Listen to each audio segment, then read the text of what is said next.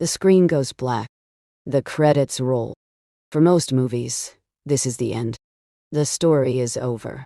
But for the Marvel Cinematic Universe, this is where the real story begins. These aren't just bonus scenes. They are connective tissue. They are the narrative DNA that binds 30 distinct films into a single breathing organism. Some were promises, like the first appearance of a hammer in the desert. Some were threats, like a purple titan smiling at the concept of death. And some were lies. From the moment Nick Fury stepped out of the shadows to the terrifying introduction of the multiverse, these scenes have secretly mapped out the past, present, and future of cinema. But what are they really saying? And which specific scene planted the seed for the destruction of the entire MCU? Today we decode the hidden language of the post-credits. The Architect, Iron Man 1 and the Incredible Hulk. It started with 6 words. The Avengers Initiative. When Iron Man ended in 2008, superhero movies were isolated islands. Batman didn't know Superman. Spider-Man didn't know the X-Men. Then, Samuel L. Jackson appeared in a penthouse. Biologically speaking, this was the moment the MCU evolved from a single-celled organism into a complex system. Nick Fury didn't just introduce a team. He introduced the concept of a shared reality. He told Tony Stark, "You've become part of a bigger universe. You just don't know it yet." That line wasn't for Tony. It was for us. It was a declaration of intent. But the true hidden meaning came shortly after. In The Incredible Hulk, Tony Stark walks into a bar to meet General Ross. This scene is often misunderstood. It wasn't just a cameo. It was a reversal of roles. Usually the government recruits the hero. Here, the consultant, the chaotic, privatized element, was recruiting the military. It signaled that in this new world, the power had shifted away from institutions like SHIE and into the hands of individuals. It was the first crack in the foundation of authority that would eventually lead to civil war. The Titan, the Avengers, and Age of Ultron. Then came the smile. At the end of the Avengers, the other tells his master that to challenge humans is to court death. The master turns. He is purple. He is Thanos. And he smiles. This scene fundamentally rewrote the physics of the MCU. Until this moment, the threat was technological. Ironmonger, or mythological, Loki taught. This scene introduced cosmic horror. It revealed that Loki wasn't the general. He was a pawn. The Chitauri weren't an army. They were a distraction. But look closely at the smile. In the comics, Thanos literally loves the entity Death. He courts her. The line "to court death" was a literal pun. A hidden nod to comic readers that this villain wasn't motivated by politics or greed.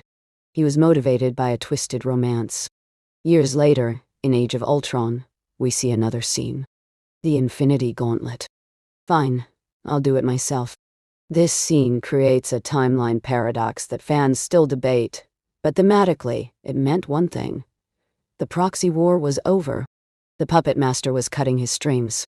The era of Earth-level threats was finished, and the era of the Infinity Stones had begun. The artifacts, Thor, the Dark World, and Guardians of the Galaxy. Speaking of stones. The post-credit scene of Thor. The Dark World is often skipped, but it contains the most important exposition in the entire Infinity Saga. Sif and Volstagg deliver the ether to the Collector. 1 down, 5 to go. This was the first time the MECU explicitly named the Infinity Stones.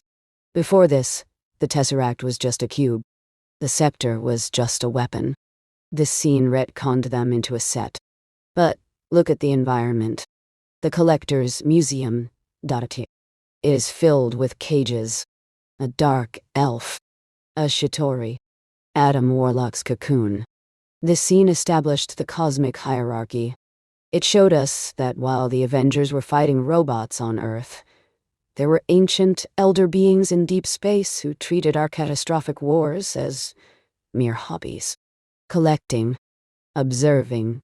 Then, Guardians of the Galaxy double down. We see Howard the Duck. A joke. Yes, But it also proved that Marvel was willing to embrace the absurd. It signaled that the grounded tone of Iron Man was dead. We were now in a universe where a talking raccoon and a smoking duck could coexist with a Norse god. It was the final permission slip for the weirdness that would define Phase 3. The tragedy, Ant-Man and the Wasp and Infinity War. Sometimes the credits don't bring hype. They bring silence. Ant-Man and the Wasp. Night Ozul. A fun, light-hearted palate cleanser. Scott Lang enters the quantum realm to harvest healing particles. 3, 2, 1. Hank? Hope? Silence. We cut back to the roof. 3 piles of dust. This scene is a masterclass in tone whiplash. It took the safest, funniest franchise in the MCU and violently collided it with the horror of Infinity War. It proved that no corner of this universe was safe from Thanos. But the hidden meaning lies in the particles. Time vortexes. Janet Van Dyne mentions them right before Scott dives in. Don't get sucked into a time vortex. That throwaway line was the key to Endgame. It was the breadcrumb that told us exactly how the Avengers would win. Time travel. While we were staring at the dust, the movie was whispering the solution in our ear. Then, the Infinity War scene. Nick Fury disintegrates. The pager falls. A star symbol appears. This wasn't just a tease for a new hero. It was an admission of defeat. Fury didn't page the Avengers. He didn't page SHIELD. He paged a nuclear option from off-world.